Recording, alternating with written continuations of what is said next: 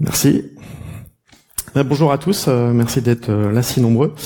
Je suis René Fils, je suis chercheur en sécurité chez Digital Security, groupe Econocom, où je fais du test d'intrusion, de la R&D, de la formation, et je m'intéresse tout particulièrement à la sécurité des protocoles cryptographiques. Et avec l'arrivée du calcul quantique, il y a des choses très intéressantes sur lesquelles on va pouvoir discuter, sachant que pour la plupart des médias et pour la plupart des gens, le quantum, ça représente tout et n'importe quoi. Hein. C'est un terme qui est galvaudé et qui est utilisé à toutes les sauces, et tout le monde du coup croit que c'est de la science-fiction ou que c'est un terme vaudou. Pas du tout. On va pouvoir faire des choses très pratiques et très concrètes. Voilà, donc je vais vous expliquer les bases du calcul quantique, les bases de la conception d'un circuit quantique. Et dans un circuit, on verra donc comment créer des portes et comment les combiner de façon à créer des algorithmes quantiques. On parlera ensuite des simulateurs algorithmiques pour pouvoir concevoir des algorithmes et les tester en ligne. Puis, avec l'arrivée du cloud computing, il y a beaucoup de services maintenant qui ont mis en place, c'est encore peu connu et assez confidentiel, des services de cloud computing quantique en libre accès public. Donc, je vous en donnerai 4 ou 5. Vous pouvez vous inscrire et lancer des calculs sur des réelles puces quantiques. Il n'y a pas besoin de payer, c'est entièrement gratuit. Certains sont réservés à des chercheurs, mais la plupart sont accessibles publiquement. Hein. Donc, en fait, ça coûte rien aujourd'hui de faire du calcul quantique. Et puis, le vif du sujet, ça sera de reverser certaines primitives cryptographiques. Donc, on verra comment on reverse des permutations avec des circuits quantiques. On verra les différentes approches possibles et on fera des exemples. On verra des exemples sur le calcul du CRC. Vous connaissez CRC, CRC8, CRC16, et puis du calcul sur des S-box d'AES qu'on peut reverser par le même principe. Et on verra ça sur des simulateurs, et je vous ferai une démonstration si le dieu de la démo est avec nous, en temps réel sur la puce quantique d'IBM, une puce quantique à 14 qubits, pour que vous puissiez voir que ça tourne en vrai et que c'est donc pas un mirage. Et puis on parlera donc des avancées du calcul quantique et puis du futur de la cryptographie et des menaces que ça va apporter et des solutions qui sont d'ores et déjà envisagées pour sécuriser les systèmes. Voilà, donc je m'intéresse beaucoup à la sécurité des protocoles en général, dans l'IoT, mais aussi dans la blockchain, et je suis spécialisé sur les parties cryptographiques. Donc la talk sera un petit peu technique. Je vais vous introduire les principes du calcul quantique. Alors, le calcul quantique, c'est faire des algorithmes calculés avec non pas des bits, comme sur un ordinateur classique, mais des qubits. Un qubit étant une superposition de 0 et de 1. Donc quand vous allez faire tourner votre algorithme, vous allez à la fois calculer sur des valeurs 0 et 1, et pas sur un seul résultat qui est constitué de 0 et de 1 fixés.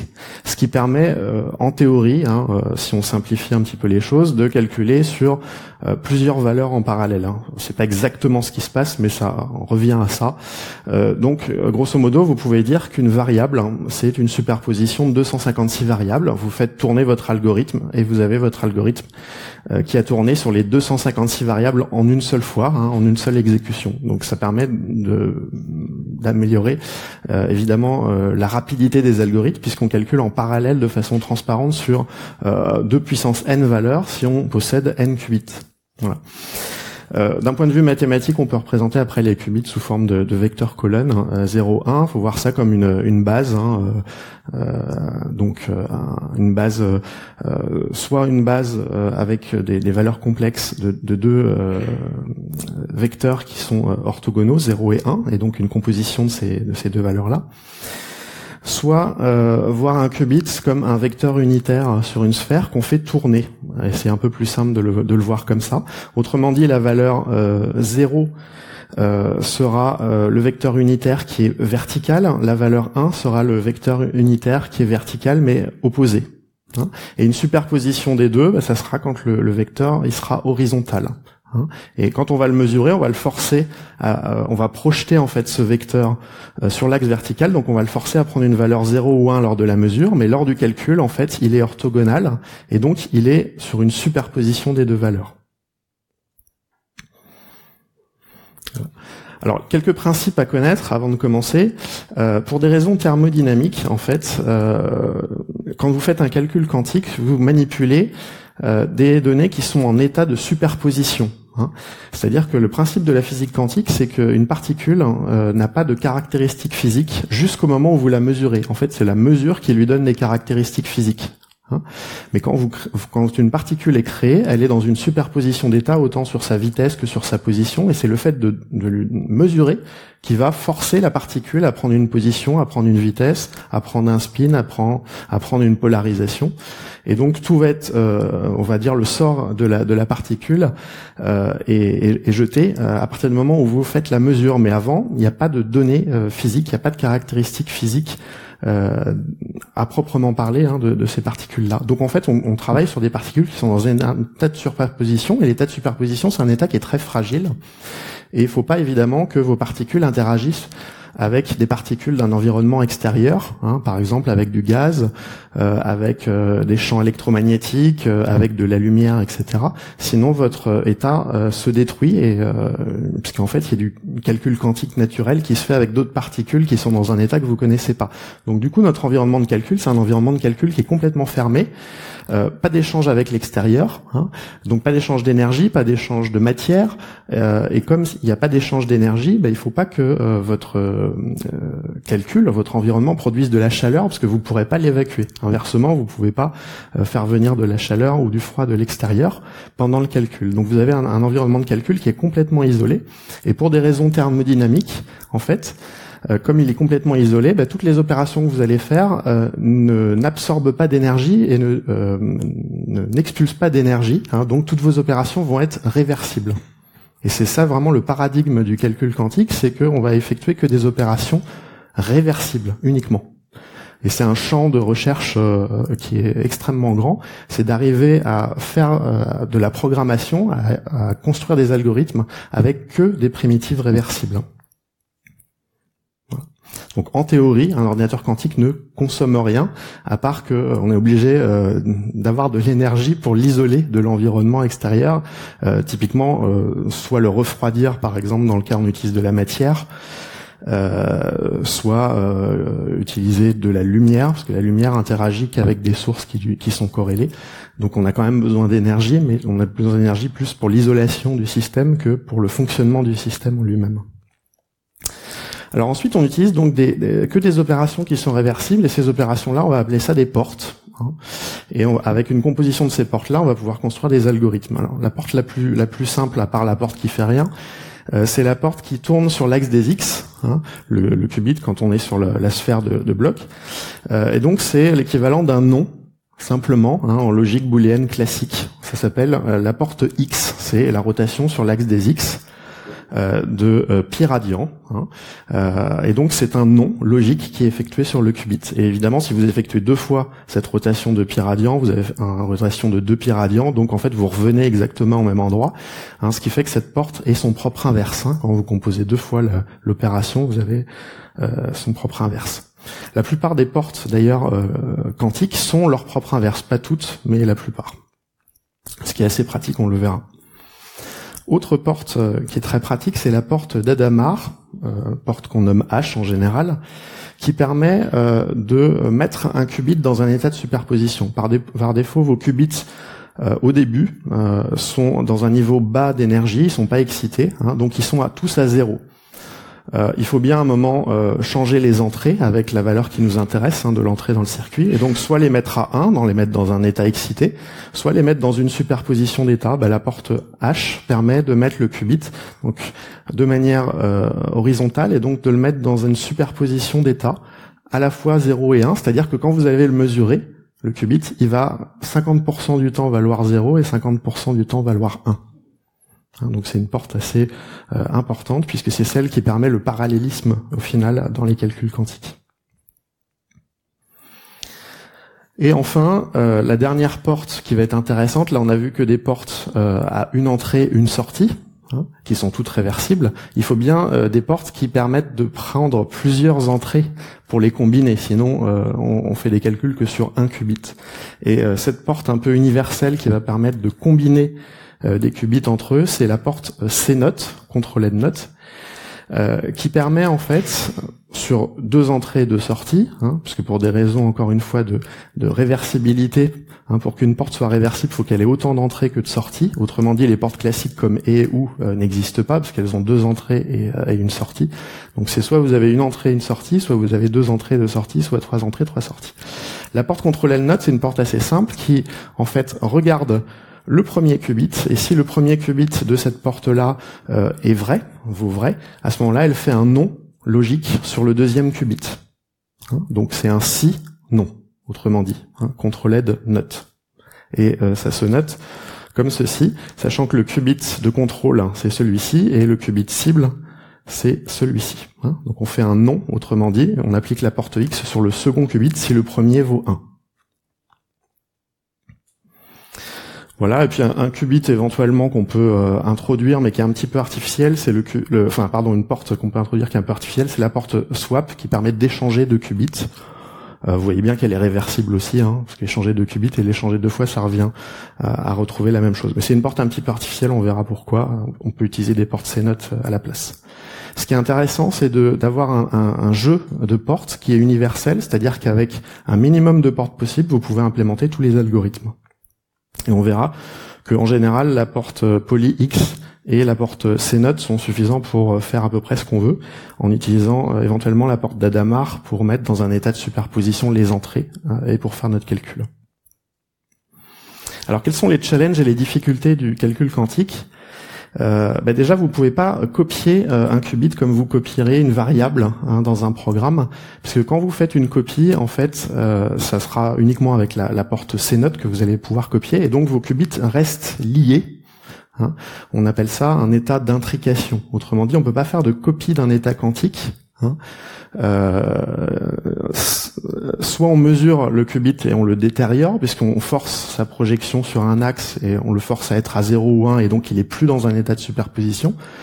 Mais si vous voulez copier sa valeur en gardant ses probabilités d'être à 0 ou 1, ce n'est pas possible. Il va falloir en fait l'intriquer à un second qubit et faire un calcul ensuite sur cette paire de qubits intriqués. Donc ça c'est un mécanisme qui est un petit peu complexe à comprendre, mais quand on fait les calculs avec les matrices, on comprend tout de suite de quoi il s'agit.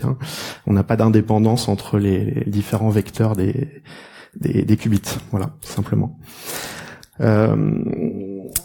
Par ailleurs, en simulation comme en vrai, on a un nombre limité de qubits, évidemment, et on a des erreurs de calcul, puisque quelquefois on a des problèmes d'isolation entre l'environnement de calcul et l'environnement extérieur. On n'est pas bien isolé, donc en fait on a de la décohérence qui intervient, c'est-à-dire que certains qubits qui étaient en état de superposition, ils ne le sont plus avant la fin du calcul, ce qui va introduire des erreurs. Donc c'est un petit peu la complexité. Autre difficulté, faire un shift, c'est-à-dire multiplier par une puissance de 2 un registre quantique, c'est pas simple. Et donc, en fait, on va privilégier le fait de décaler les têtes de lecture, c'est-à-dire qu'on va considérer que le bit 0 de notre registre va être décalé d'un cran, on va le lire de manière décalée, de manière à simuler, si vous voulez, un shift, parce que faire un shift sur un registre classique, c'est facile, sur un registre quantique, c'est compliqué, ça équivaut à additionner le registre avec lui-même pour le multiplier par 2, et donc vous avez des retenues qu'il faut aussi gérer. Donc ça, c'est complexe. Donc plutôt que de faire ça artificiellement, on va simplement interpréter le qubit en le lisant d'une autre position de manière à faire le shift. Voilà. Et pour des besoins un peu sérieux de calcul, on a besoin quand même d'un certain nombre de qubits. Alors pas tant que ça, parce qu'en fait, on atteint ce qu'on appelle la suprématie quantique au bout de 50 qubits. C'est-à-dire que 50 qubits suffisent en théorie, pour faire des calculs qu'un ordinateur classique n'arriverait jamais à faire en un temps raisonnable, c'est-à-dire quelques centaines d'années. Donc on n'a pas besoin de milliers ou millions de qubits en théorie. On a déjà atteint ce seuil de suprématie quantique. Et là, Google justement a annoncé cette semaine, donc l'actualité est toute récente, qu'il allait solliciter la NASA pour démontrer de façon définitive la suprématie quantique. Voilà. Puisqu'on a dépassé ce stade de 50 qubits, donc il suffit de trouver une expérience qu'on sait faire plus rapidement sur un ordinateur quantique que sur un ordinateur classique, et puis la suprématie quantique, elle est montrée une fois pour toutes. Il nous faut bien évidemment des faibles taux d'erreur pour stocker les qubits, le temps du calcul, et puis pour appliquer les portes, hein, donc c'est ça ce qu'on appelle la fidélité. Éventuellement, on rajoute de la correction d'erreur, mais c'est pas forcément nécessaire. Toujours est-il qu'il est important de comprendre que en fait, c'est pas le nombre de qubits qui est important. Hein. Très souvent, c'est plutôt ce qui va être important, c'est la fidélité, hein, le fait que les qubits sont bien dans un état cohérent jusqu'à la fin du calcul. Et donc, on va être souvent limité non pas par le nombre de qubits, contrairement à ce qu'on pourrait penser, mais plutôt par la profondeur du circuit, c'est-à-dire le nombre de portes simultanées qu'on peut appliquer pour aller du début jusqu'à la fin du calcul. Hein. Et souvent, on va être limité sur la plupart des implémentations. Alors, j'ai fait des tests entre 20 et 30 portes, hein, avant que l'erreur devienne un peu trop grande et un peu trop manifeste et qu'on ait du coup des résultats un peu fantaisistes. Hein. Donc, passer cette profondeur de 20 ou 30 portes d'affilée, on commence à avoir des problèmes d'erreur. Mais avant, ça reste tolérable. Alors, on va parler un petit peu plus pratique maintenant avec les simulateurs. Comment vous pouvez mettre un peu le pied à l'étrier et faire des petits tests. Alors, je vous en ai retenu 3 que j'aime bien. Il y a Quantum Inspire qui est tout nouveau. Il a 2-3 mois tout au plus, qui est pas mal, qui permet de coder vos circuits quantiques à l'aide d'instructions assembleurs. Donc pour ceux qui sont familiers de l'assembleur, en fait, au lieu d'appliquer des instructions assembleurs, on applique des portes, hein, sous forme de quantum assembly, en fait, simplement pour appliquer des portes H, des portes X à certains qubits. Et vous avez une visualisation de l'algorithme sous forme graphique, en dessous, avec la possibilité de lancer pour le moment des simulations, hein, mais plus tard, hein, il prévoit de l'interfacer avec des vraies puces quantiques, et donc vous pourrez, en plus de la simulation, même faire des calculs sur du vrai hardware. Voilà. Donc Quantum Inspire qui est relativement intéressant. Quirk, qui est aussi très intéressant niveau web, hein, où là, cette fois-ci, vous designez votre algorithme par glisser-déposer. Donc là, il y a même pas de listing, par glisser-déposer de portes, hein, sur une partition. Et ça vous permet, comme ça, c'est très graphique, ça vous permet comme ça de simuler vos circuits et de voir les probabilités en fait d'obtenir tel ou tel résultat en sortie de manière complètement graphique, sans avoir à compiler et à relancer votre programme à chaque fois. Il y a vraiment un soin qui est apporté à la partie graphique, donc c'est beaucoup plus facile à débugger avec ce genre d'outils, typiquement quand vous comprenez pas comment ça marche. On refera un petit exemple sur Quick.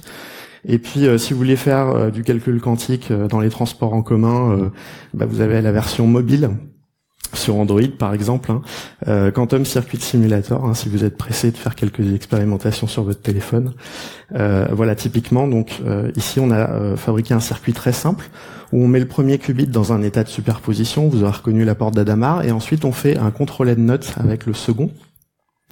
Ce qui fait que si le premier qubit est à vrai, ça fait un non sur le second, hein, et donc on va lors de la mesure avoir 2 qubits qui sont strictement identiques, du coup, soit à 0,0, soit à 1,1. Hein, on peut pas avoir la combinaison 0,1 ou 1,0, et c'est ce qu'on appelle donc une intrication quantique. C'est ce qui gênait un petit peu Einstein, hein, c'est-à-dire que ce simple circuit en appliquant 2 portes permet en fait d'avoir 2 qubits qui sont dans le même état, mais dans un état qu'on ne connaît pas à l'avance. Autrement dit, s'il s'agit par exemple de 2 photons de lumière, on fabrique 2 photons de lumière dans un état qu'on ne connaît pas, on ne sait pas s'ils sont polarisés horizontalement ou verticalement, on les éloigne à très très grande distance, chacun à un bout de l'univers, et en fait, la mesure de l'un des photons, instantanément, va lier le sort du second photon. Hein, donc si votre photon il est polarisé horizontalement, instantanément, le photon, à l'autre bout de l'univers, il va être aussi polarisé de manière horizontale. Pareil si c'est vertical. Hein. Et Einstein n'acceptait pas ça, évidemment. Il parlait d'une action fantôme à distance. En réalité, non. Hein, tous les tests qui ont été faits à des centaines de kilomètres montrent que ce phénomène-là, effectivement, est réel, et que l'interaction entre guillemets est instantanée et plus rapide que la vitesse de la lumière. On a montré que ce phénomène avait lieu 1000 fois plus rapide que la vitesse de la lumière, 1000 fois plus rapidement que la vitesse de la lumière à minima. Hein. La théorie dit que c'est instantané, et ça ne viole pas la loi de la relativité générale, parce qu'il n'y a pas de transmission d'informations. On peut pas transmettre un bit à 0 ou à 1 comme ça. C'est juste qu'ils sont dans le même état, mais on peut pas forcer cet état-là. C'est du pur hasard, et c'est la mesure qui va imposer le sort des deux particules. Voilà. Donc un circuit très très simple qui permet de matérialiser des choses un petit peu curieuses. Puis si vous voulez une liste un peu plus longue de simulateurs, il y en a des dizaines et des dizaines sur ce site, sur quantiky.org. Voilà. Alors, ce qui est plus intéressant, à part les simulateurs, parce que ça on avait ça depuis une vingtaine d'années presque, ce sont des services maintenant en ligne, hein, du vrai hardware. Alors, j'avais fait une démonstration il y a 4-5 ans sur un des premiers ordinateurs quantiques qui était accessible, qui était celui de Bristol, et il y avait 2 qubits. Depuis ces 4-5 ans, les choses ont changé, hein, l'eau a coulé sous les ponts, et maintenant on a des systèmes à quasiment 50 qubits qui sont accessibles publiquement et gratuitement par Internet. Alors il y a le géant chinois Alibaba, qui a lancé son service de cloud computing qui est extrêmement discret, il n'y a quasiment aucun lien vers le service, et pour autant vous inscrivez, c'est instantané, et vous avez accès à une puce quantique de 11 qubits gratuitement. Voilà, il n'y a pas de validation de prérequis particuliers. Il y a IBM qui a beaucoup plus communiqué sur son service de quantum computing sur le cloud, qui s'appelle Q-Experience, qui vous permet d'avoir accès jusqu'à 14 qubits si vous êtes grand public et 20 qubits si vous êtes un client corporate, hein, de la société. Le service de Rigetti qui vous permet d'accéder des puces quantiques jusqu'à 19 qubits, et il prévoit cette année un accès à une puce quantique de 128 qubits pour leurs clients. Et enfin D-Wave, alors D-Wave qui défraye la chronique parce que D-Wave a été le premier à annoncer une puce quantique. En réalité, il ne s'agit pas d'une puce quantique universelle, c'est-à-dire que vous ne pouvez pas programmer n'importe quel type d'algorithme dessus. D-Wave, en fait, a une puce quantique de 1000 qubits, donc bien au-dessus des autres, mais il y a une explication simple, c'est que c'est une puce adiabatique, c'est-à-dire qu'il va tirer parti des variations de température pour trouver des solutions, et c'est une puce qui ne peut être utilisée que pour des problèmes d'optimisation de fonctions, donc chercher le minimum ou le maximum d'une fonction, mais qui ne permet pas de faire du calcul réellement parallèle, hein, mais juste de trouver des minimums ou des maximums beaucoup plus rapidement qu'un système classique, voilà, mais pas d'explorer l'ensemble des solutions du coup. Voilà, donc tous ces services-là, ces 5 services-là sont gratuits avec plus ou moins une validation, mais en fait, il n'y a pas, si vous justifiez d'une utilisation pro, il n'y a pas de problème pour s'inscrire, et donc vous avez 5 services maintenant de quantum computing qui sont complètement accessibles. Alors parlons un peu de cryptographie maintenant et d'applications pratiques de tous ces concepts. Alors, comment on va modéliser plutôt des primitifs cryptographiques? Alors, les primitifs cryptographiques, il y en a plusieurs. Vous savez que les algorithmes de chiffrement, par exemple, utilisent des box à permutation, ce qu'on appelle des P-box, et des box à substitution, qu'on appelle des S-box. Alors, on va voir comment fabriquer déjà des permutations grâce à des systèmes quantiques pour mimer le fonctionnement d'une P-box. Qu'on peut trouver par exemple dans AES, hein, ou DES ou d'autres algorithmes. Alors, modéliser une permutation, ça consiste à décomposer la permutation déjà en permutation simple, c'est-à-dire en permutation de 2 éléments. Donc on va trouver une composition de permutation de 2 éléments qui vont donner la permutation générale. Ensuite, on peut utiliser des portes swap, qui justement permutent des éléments. Mais je vous ai dit, une porte swap, c'est un petit peu artificiel et ça n'existe pas sur des implémentations physiques. Les portes swap, c'est une vue de l'esprit, inverser 2 qubits. En réalité, sur les implémentations, on trouve des portes CNOT. La porte la plus basique qui prennent 2 qubits en entrée, c'est la porte CNOT. Or, c'est très simple à partir, vous voyez, de 3 portes CNOT de fabriquer une porte swap. Donc une fois que vous avez décomposé votre permutation globale en permutation simple, vous pouvez fabriquer un circuit avec que des portes CNOT qui vous fait la même chose. Et ensuite, vous allez inverser le circuit. Alors comment on va inverser le circuit? En fait, c'est très très simple puisque les portes CNOT sont leur propre inverse. Donc l'inverse d'une permutation, qui est composée uniquement de CNOT, on a vu qu'on pouvait la fabriquer uniquement avec des CNOT, c'est l'inverse du circuit qui est composé de CNOT, et l'inverse du circuit qui est composé de CNOT, c'est simplement lire le circuit à l'envers. Donc c'est extraordinairement simple comme façon de modéliser la chose. Il s'agit simplement d'appliquer les portes à l'envers, de lire les portes de la fin du circuit jusqu'au début, et du coup, on a inversé notre permutation. Et puis on peut éventuellement appliquer des opérations de simplification, parce qu'il y a quelques portes CNOT qui peuvent être redondantes du coup. 2 portes CNOT de suite identiques, elles s'annulent typiquement, donc on peut simplifier aussi le circuit. Donc ça, c'est la façon de modéliser des permutations. De manière générale, il y a deux façons maintenant d'arriver à reverser des primitives cryptographiques.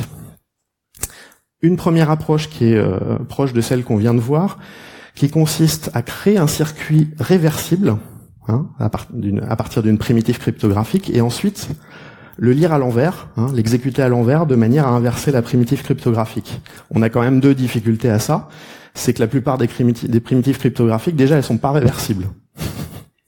Alors c'est pas un réel problème, puisque d'une fonction non réversible, on peut ajouter en fait des bits à l'entrée ou à la sortie pour en faire une fonction réversible. C'est ce qu'on appelle le embedding function, c'est envelopper la fonction non réversible dans une fonction qui prenne plus de bits en entrée et en sortie, qui elle soit réversible. C'est le cas par exemple du C-note. C-note, grosso modo, comme la fonction e, elle n'est pas réversible, la fonction booléenne e n'est pas réversible. On a à partir d'une résultat d'un e booléen, vous pouvez pas retrouver les deux entrées. Il y a plusieurs possibilités. Si vous copiez un des bits d'entrée du e et que vous le mettez en sortie, vous fabriquez une fonction C-note. Donc la fonction C-note, c'est rien de plus que un e qui est augmenté, on va dire, de façon à en fabriquer une version réversible qui est plus générale. Voilà. Et donc, il est toujours possible d'envelopper une fonction non réversible pour en faire une fonction réversible. Voilà. Alors du coup, ça règle le problème des fonctions non réversibles. Mais du coup, quelquefois, on a besoin de variables temporaires, comme dans un programme. Dans un programme, vous avez souvent besoin de variables temporaires. Là, ça pose un peu plus de problèmes au niveau des qubits, puisque je vous ai dit, vous pouvez pas avoir d'échange avec l'extérieur pendant le calcul. Notamment, détruire une variable temporaire, c'est pas possible. Détruire une variable temporaire, ça équivaudrait à la remettre à 0, et ça équivaudrait donc à évacuer de l'énergie, quand la variable est à 1, par exemple, vers l'extérieur pour la mettre à 0. Et ça, c'est absolument impossible. Donc du coup, quand vous avez des qubits temporaires, ce qu'on appelle ancilia qubits en anglais, vous êtes obligé de les recycler intelligemment et de réutiliser un maximum ces qubits-là, parce que vous pouvez pas les effacer en plein milieu du calcul. Donc soit vous les laissez tels quels, jusqu'à la fin du calcul, et ça vous fait plein de qubits en plus qui servent pas, et potentiellement qui peuvent interagir avec les autres, soit vous essayez de les recycler de manière intelligente, de manière à éviter donc les échanges avec l'extérieur. Voilà. Si vous avez quelques qubits temporaires, c'est pas gênant parce que votre fonction, certes, vous pourrez pas la reverser si vous connaissez pas l'état de ces qubits temporaires en sortie. Mais par contre, s'ils sont très minoritaires par rapport au nombre de qubits de sortie, par exemple, si vous avez un qubit temporaire en sortie en plus du résultat, en fait, il suffit d'exécuter 2 fois le circuit et vous aurez une des 2 exécutions qui vous reversera votre fonction. Donc s'ils sont peu nombreux, en fait, vous pouvez essayer toutes les combinaisons de qubits temporaires en sortie et en faire un circuit réversible, et vous aurez toutes les entrées possibles, bien que la fonction 1 ne soit pas réversible, et 2, qu'il y ait des variables temporaires dont vous ne connaissez pas le résultat. Donc c'est une façon de retrouver par tentatives successives les variables temporaires, même si vous les connaissez pas, de façon à inverser le circuit. Autre approche pour inverser une primitive, c'est de l'implémenter directement dans le bon sens, pas la fonction inverse, mais la fonction directe, sous forme de porte logique, simplement. Et ensuite, d'utiliser un oracle, c'est-à-dire une fonction, une boîte noire, qui va vous dire vrai si la sortie vous intéresse, ou faux si la sortie ne vous intéresse pas. Et il y a l'algorithme de Grover, qui est un algorithme qui est connu maintenant depuis une vingtaine d'années, qui est un algorithme purement quantique qui permet, sans mesurer les qubits, d'aller retrouver dans une liste non ordonnée de n valeurs, une valeur qui vous intéresse particulièrement selon des conditions, de type tel bit je veux qu'il soit à 0 ou à 1 dans mon entrée, et en plus qui s'exécute en racine de n. Donc ça permet de trouver une valeur parmi n possibles non triée en seulement racine de n opérations, là où un algorithme classique le ferait en n opérations. Voilà. De façon à trouver la bonne entrée et de reverser du coup l'algorithme. Voilà. Ce sont les 2 principales approches pour le faire. Alors maintenant qu'on a vu ça, passons à des implémentations de primitives concrètes. Il y a 4-5 ans, je vous avais montré, pour ceux qui l'avaient suivi, comment on implémentait un CRC8, mais de manière très très naïve. C'est-à-dire qu'on CRC8, c'est des calculs de polynômes. Et grosso modo, tous les shifts, je les remplaçais par déplacer les têtes, donc déplacer les têtes de lecture pour pas avoir à faire des multiplications ou des additions. Et les additions, je les faisais avec des portes C-notes. Voilà. Le problème, c'est qu'on avait autant de qubits temporaires que de qubits d'entrée. Donc pour faire un CRC8, il fallait 8 qubits d'entrée et 8 qubits temporaires, et ça donnait un résultat sur 16 qubits. Et du coup, on pouvait pas l'inverser, puisqu'on a autant de qubits temporaires que de qubits de sortie, donc vous ne connaissez pas l'état des qubits temporaires pour pouvoir retrouver l'entrée lors de la sortie. Ça posait un petit problème. Donc je vous montrerai ce circuit-là. On peut donc implémenter de façon naïve un algorithme, le simplifier, ou alors une autre approche, c'est calculer la table de vérité d'une fonction, donc le CRC8, ça prend un octet par exemple et ça vous retourne un autre octet, donc on peut en faire une table logique de vérité, et ensuite utiliser un framework qui va vous simplifier la fonction booléenne et vous donner un jeu de portes qui va pouvoir donner cette fonction booléenne là. L'avantage, c'est qu'une fois que vous avez écrit votre fonction booléenne sous forme de porte réversible, vous pouvez simplement exécuter votre algorithme à l'envers pour inverser la fonction. Et c'est ce que j'ai fait là et que je vais vous montrer. Donc ça, c'était l'implémentation naïve d'un CRC8, c'est-à-dire en déroulant l'algorithme bêtement à la main et en décalant les têtes de lecture. Donc vous voyez, quand on décale les têtes de lecture, l'index il se décale à chaque fois, et avec 3 portes C-notes, à chaque fois on fait une addition. Et donc on calcule notre CRC8. L'inconvénient, c'est qu'on a besoin de 8 qubits temporaires ici qui sont à 0 au début du calcul, et donc on ne peut pas inverser l'algorithme, puisqu'en fait, en plus du résultat, on a des qubits temporaires dont on ne connaît pas la sortie, la valeur en sortie, et donc on ne peut pas faire exécuter l'algorithme à l'envers, sachant qu'on a autant d'inconnus que de qubits de sortie, donc ça aide pas vraiment.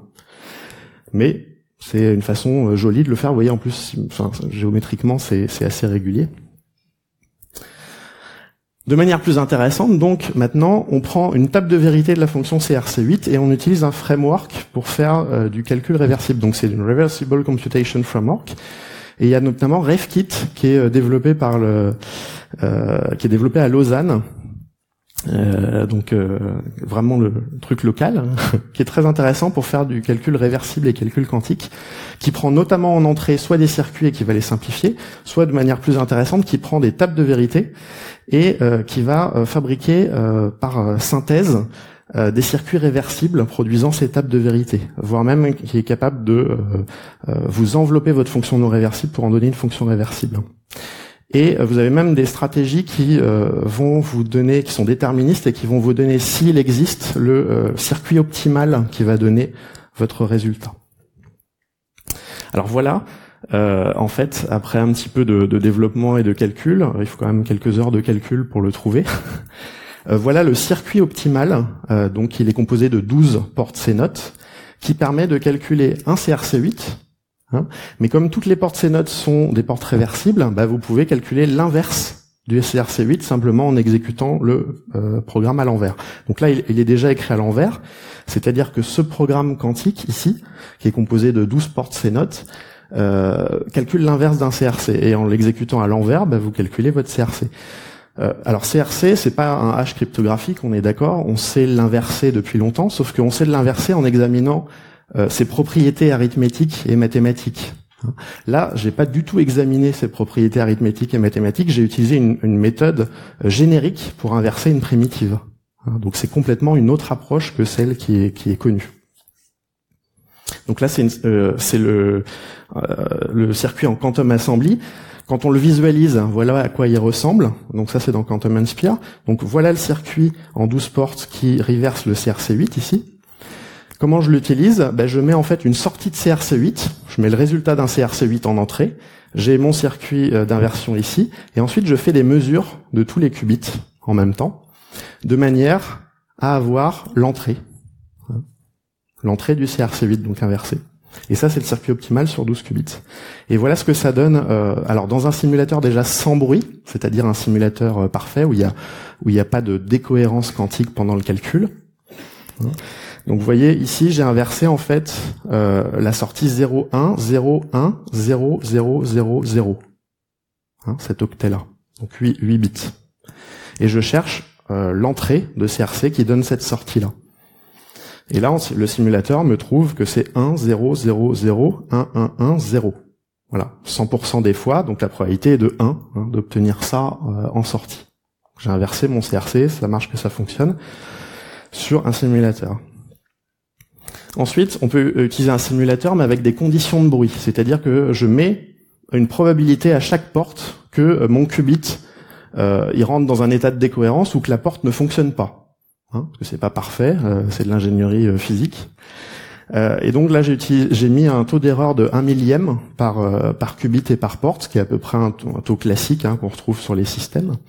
Et vous voyez ce que ça donne donc en conditions quasi réelles dans un simulateur, c'est-à-dire que je trouve la bonne solution 92% du temps, et le reste du temps, c'est-à-dire à peu près 8%, je trouve d'autres solutions. D'où l'intérêt quand vous faites tourner un algorithme quantique de pas l'exécuter une unique fois, mais de faire plusieurs tirages. C'est ce qu'on appelle des shots. Et sur la plupart des systèmes, en fait, IBM ou d'autres, vous avez par défaut 1024 shots pour le même circuit. Donc le circuit est configuré une fois pour toutes, mais après vous faites 1024 tirages, ça va très très vite. Et vous prenez ensuite le résultat majoritaire. Et là, vous gommez le risque d'erreur, parce que 92% des fois sur 1024, vous l'avez quand même un certain nombre de fois ce résultat dans la sortie. Ensuite, on peut passer à une implémentation en vrai, sur une vraie puce quantique, celle d'IBM. Donc là, vous avez le circuit, je vous ai mis le programme pour l'exécuter en vrai, sur la puce d'IBM qui s'appelle Melbourne. Ils ont des noms de villes, chacune des puces quantiques.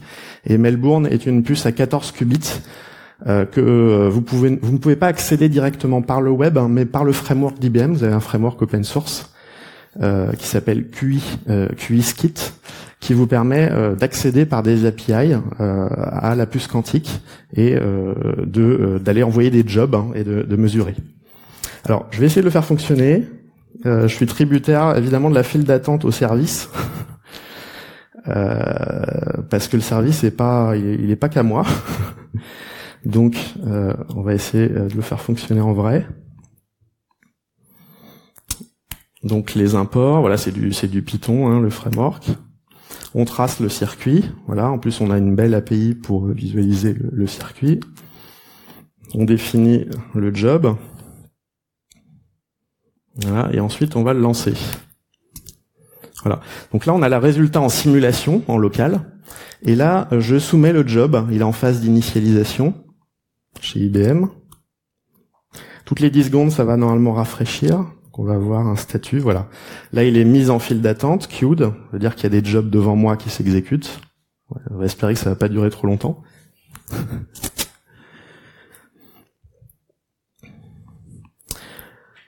Voilà, il est queued de nouveau. Alors, en attendant, voilà le même circuit dans Quirk, si vous voulez le faire dans Quirk en simulation.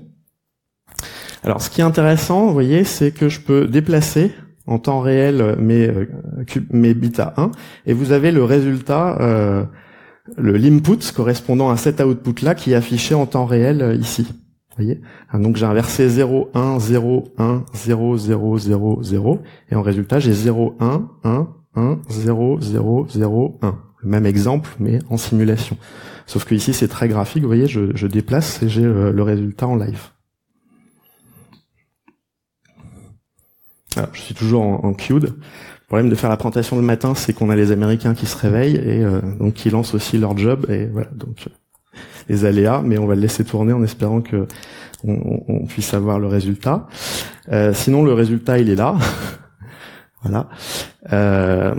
Alors, le résultat, il est bruité, évidemment, donc vous n'avez pas forcément à chaque fois le même résultat, puisque c'est sur du vrai hardware.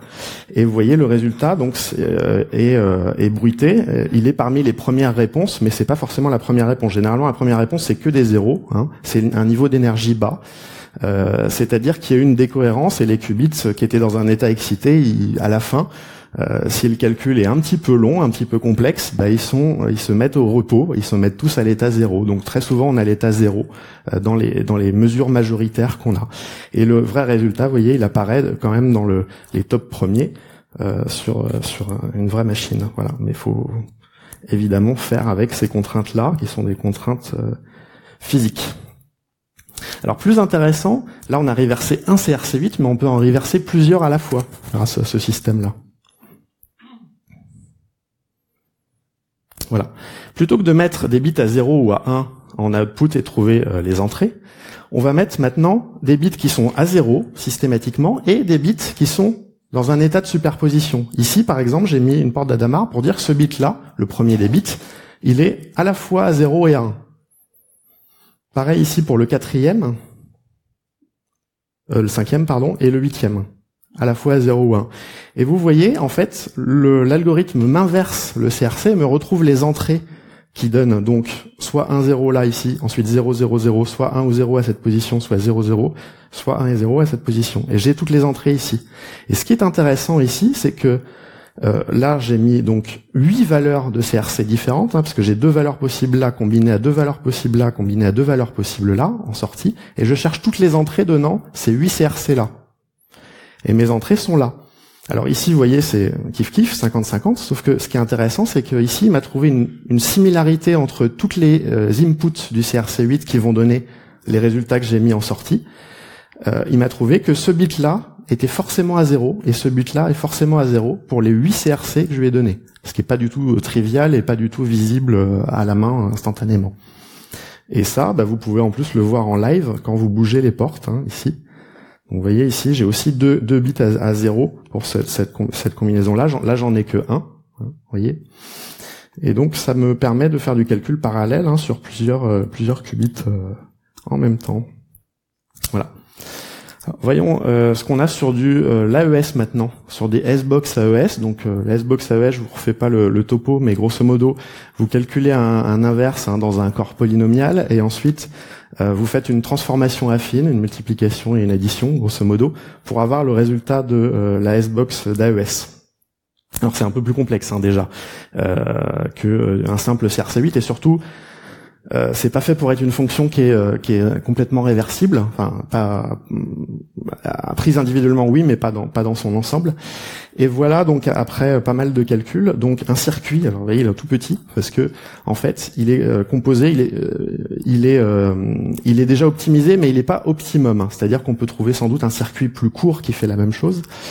Mais là, vous avez un circuit qui inverse la fonction de S-Box d'AES, qui est composé de 281 portes, des PolyX, des CNOT et des portes de Toffoli. Voilà, et vous l'avez le circuit ici, 281 portes, donc déjà optimisé, mais pas optimal.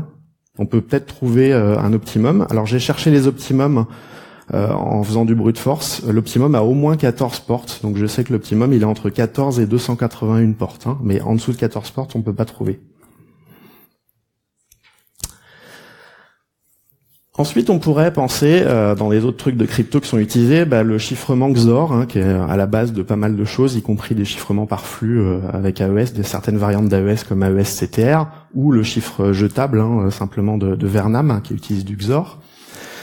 On peut faire de l'inversion, du reverse de XOR, en utilisant un oracle. Comment ça fonctionne? Alors là, c'est juste l'idée, mais elle n'est pas développée, parce que ça nécessite quand même pas mal de portes pour être développée, mais elle est développable. C'est on connaît la taille de la clé, ou on se fixe une taille de clé. On implémente avec un circuit un chiffrement XOR, c'est très simple à faire, c'est les bits logiques, donc avec des portes CNOT, ça se fait très très bien, des portes CNOT ou des portes PolyX.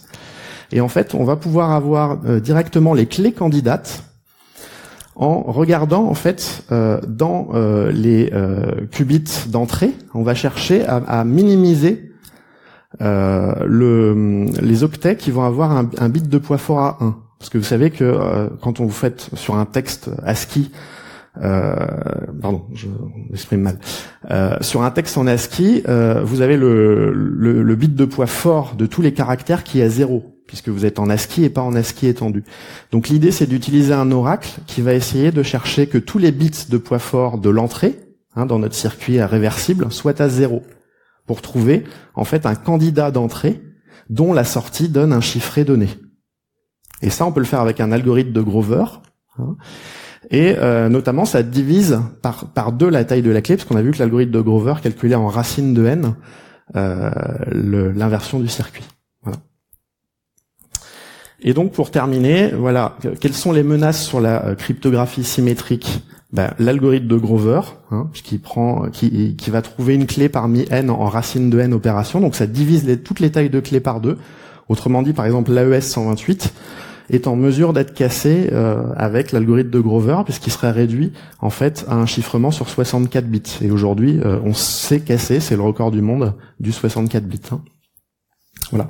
Donc quelle est la défense contre ça? Il suffit simplement, comme l'algorithme de Grover, on peut démontrer qu'il est optimal, de doubler toutes les tailles de clés qu'on utilise sur des algorithmes symétriques, et à ce moment-là, on est hors de portée de toutes les attaques quantiques futures. Et ça, c'est bien, parce qu'on sait que Grover, c'est le meilleur algorithme qui soit.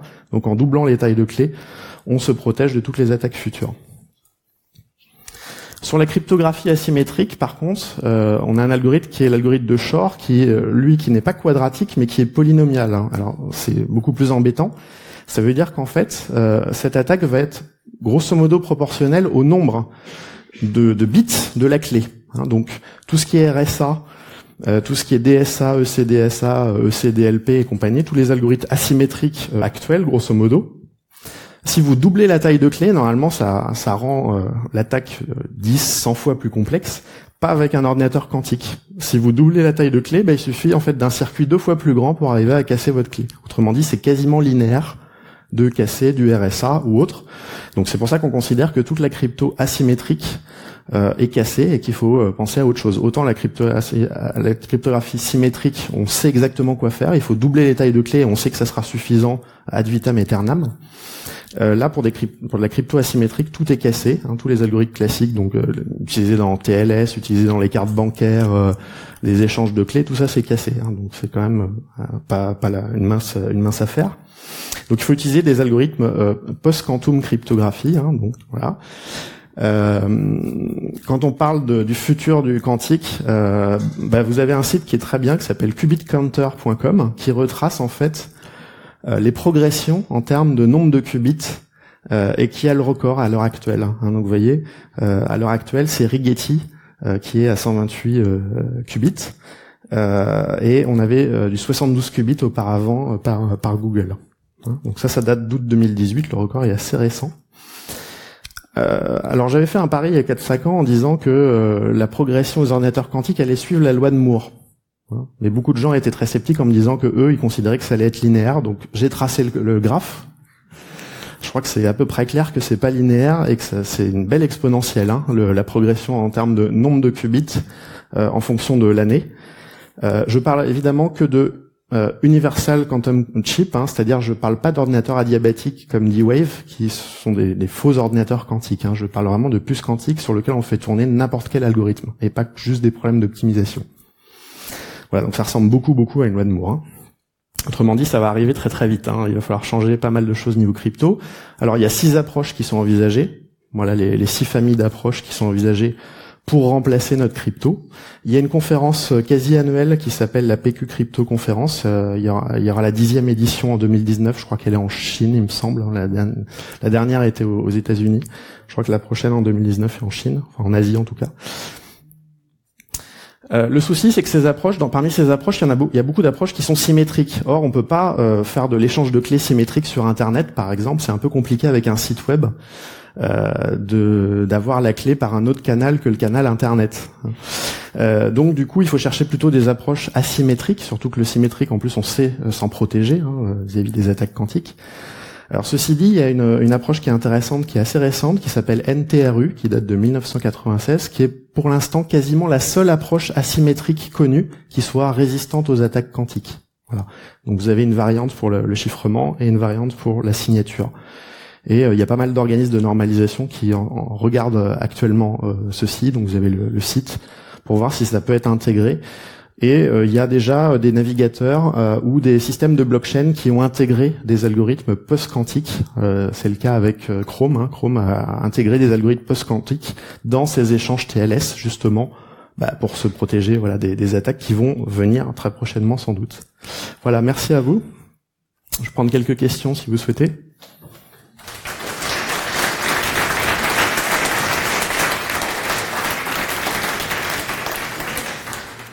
Merci pour cette présentation. Est-ce qu'il y a des questions? Oui.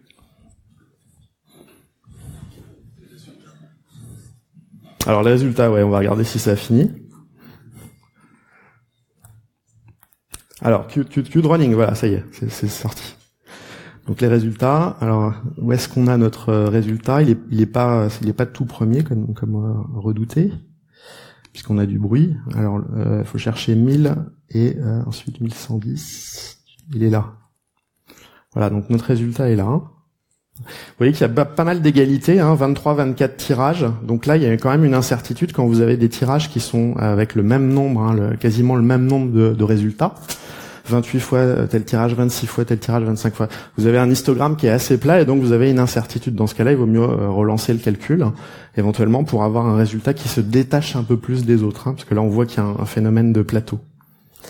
Voilà, les ordinateurs quantiques, les puces quantiques sont pas accessibles en permanence, parce qu'ils ont besoin d'être réétalonnés justement tous les jours. Donc vous avez une période d'interruption d'1 heure tous les jours pour réajuster la température, parce qu'en fonction des écarts de température, justement, on a plus ou moins de bruit. Voilà. Donc ça dépend si on tombe avant ou après le réétalonnage aussi. Je vous prends vos questions. Oui, donc prenons l'algorithme d'encryption le plus simple, qui s'appelle l'algorithme de Perfect Secrecy en XOR avec une clé de longueur inconnue. Le masque jetable. Exactement. Et donc dans ce cas-là, il est résistant à la cryptographie quantique, n'est-ce pas? Parce que bon, on peut penser que si l'information est fractionnée en blocs, donc on peut faire des hypothèses sur la longueur de la clé par bloc. Ça, éventuellement, ça pourrait nous faire avancer pour casser un tel algorithme avec une taille de bloc fixe. Mais si on change la longueur de bloc d'une manière synchro entre deux players, là, ça deviendrait pas possible, en fait. Ça serait du black box. Si on avait un algorithme black box pour changer la longueur de bloc, ça le rendrait même en théorie, résistant aux attaques quantiques. Oui, tout à fait, potentiellement. Effectivement, si on agit sur plusieurs choses, dont la longueur de clé, et que la longueur de clé est elle-même variable, oui.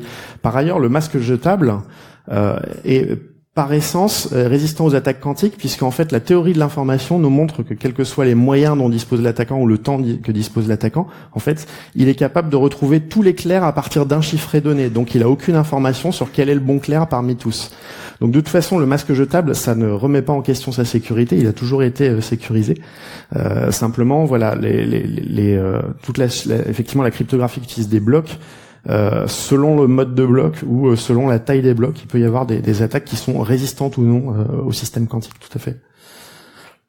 Pour démontrer la supériorité quantique, c'est quel algorithme qui est utilisé ? Pour l'instant, on sait pas. C'est un vrai challenge de trouver un problème qui soit exécuté plus rapidement sur un ordinateur quantique que sur un ordinateur classique. Alors, on en connaît, mais en créant des algorithmes qui sont spécifiques pour le quantique et qui n'ont pas d'équivalent dans le classique. Donc, typiquement, comme Grover, qui n'a pas d'algorithme équivalent. Là, on cherche un peu le problème inverse. On cherche un algorithme classique qui pourrait être exécuté plus rapidement du fait du parallélisme sur un système quantique. Donc c'est encore une question ouverte, on est proche de le découvrir, mais il y a encore des incertitudes. Il y a 2 ou 3 bons candidats, mais voilà. Dans le cas de Google, justement, ils ont dit qu'ils allaient, là ça date d'il y a quelques jours, qu'ils allaient solliciter la NASA, qui a accès à un système D-Wave, pour tester plusieurs algorithmes et pour voir lequel serait susceptible d'être plus intéressant. Alors D-Wave a ouvert son système qui s'appelle Leap. J'ai fait des tests et semble-t-il, il y a un algorithme qui permet de faire de la partition de graphes en 2 parties qui serait 7 fois plus rapide que sur un ordinateur classique. Voilà. Et il l'utilise sur un exemple pour des réseaux terroristes syriens pour identifier en fait des meneurs dans un graphe de terroristes syriens. Vous pourriez accéder, c'est en libre accès sur D-Wave Leap, vous pouvez vous inscrire.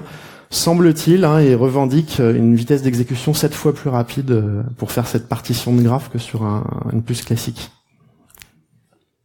J'avais une question par rapport à Renaud. Vous êtes alors, je suis au fond.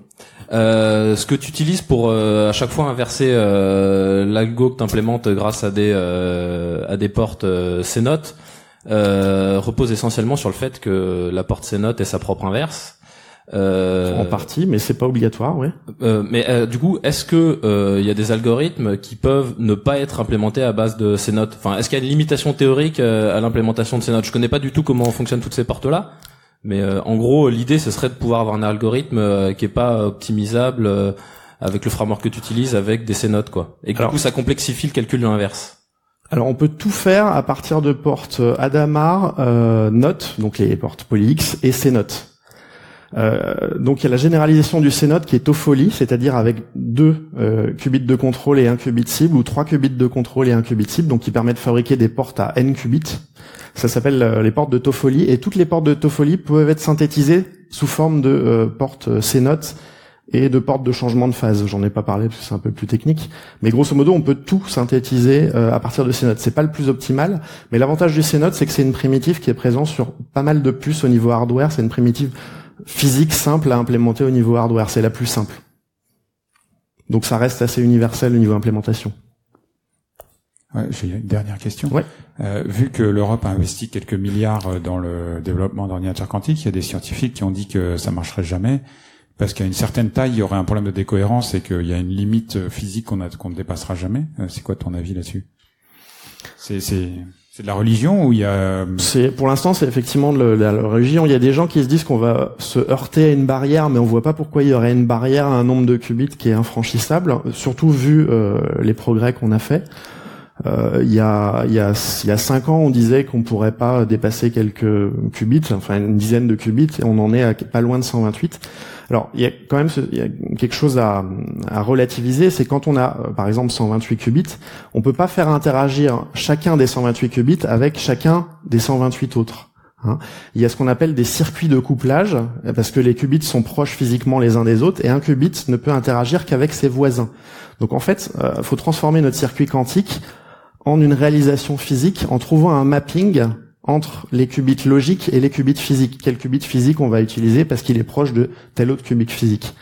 Et donc, typiquement, un qubit ne peut pas être couplé à tous les autres qubits sur un ordinateur quantique, mais les grilles de couplage sont suffisamment importantes pour qu'on ne soit pas limité. Je peux vous montrer éventuellement. Voilà. Les schémas de couplage sont suffisamment importants pour qu'on ne soit pas trop limité. Par exemple, ça c'est chez IBM. Vous voyez, vous pouvez pas faire des C-notes entre n'importe quel qubit. Vous pouvez faire des C-notes entre le qubit 0 et le qubit 1 parce qu'ils sont reliés, entre le qubit 1 et le qubit 2, entre le 2 et le 15, mais vous pouvez pas faire un C-note entre le qubit 1 et le qubit 15. Donc vous avez des compilateurs quantiques qui vous font un mapping entre vos qubits logiques et vos qubits physiques qui vont être utilisés réellement derrière. Et c'est pas trop limitant d'avoir des topologies comme ça, sauf si on a besoin vraiment de pouvoir faire des opérations vraiment de tous les qubits à tous les qubits. Là, on va être effectivement bloqué. Très bien. Voilà, je vous remercie beaucoup. Très bien, merci beaucoup.